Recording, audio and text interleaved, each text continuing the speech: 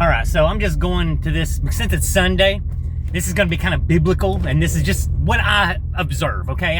Nobody has to believe this, but all right. So, you know how in Leviticus 11, 7, and 8, it prohibits pork. And even in Deuteronomy 14, 8, I think, it prohibits pork because it's a nasty, dirty animal. But in the New Testament, it's okay. Okay? This is kind of a conservative, you might not want to eat that because of the trichinosis, okay, which is a parasite, or the fact that it's actually a group 1 carcinogen now, okay? You might not want to eat that to a conservative, be cautious kind of look, to a liberal, go ahead and do it, even though you probably shouldn't kind of perspective. So this is why I've always thought the New Testament was roughly kind of a control factor, how to be a good slave, okay? Because technically it's more of a liberal kind of book. So it seems to me, and I know this is not exactly this cut and dry, but it's more, the Old Testament is more of a cautious, conservative kind of viewpoint. And then the New Testament is more of a liberal, democratic kind of viewpoint. So conservative is like, well, you might be able to do it, but it doesn't mean you should. And democracy is more like, if it makes you feel good, do it, even though you probably shouldn't kind of perspective. You see what I'm saying? Oh yeah, and you ever seen that movie Demon Night?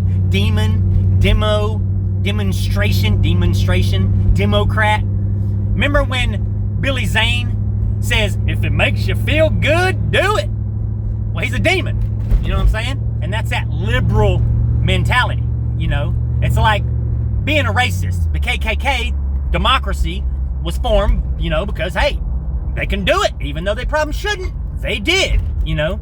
Just like Jesus' death. Yes, it led to the world we have now, but just because you should doesn't mean you should. You know what I'm saying? Just because you can doesn't mean you should. And democracy is what killed Jesus. So that liberal mentality is kind of gone on a tangent. And here's another example. Let's say you have a limited income, okay? And your bills are a specific amount. Now, if you liberally spend up your money, oh, I want this, I want that, I'm gonna spend it on what I want, then when bill time comes around, you don't have the money.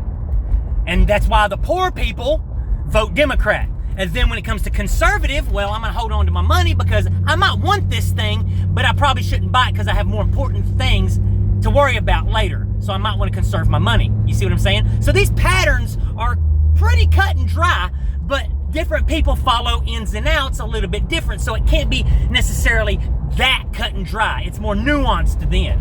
But there is a consistent pattern there.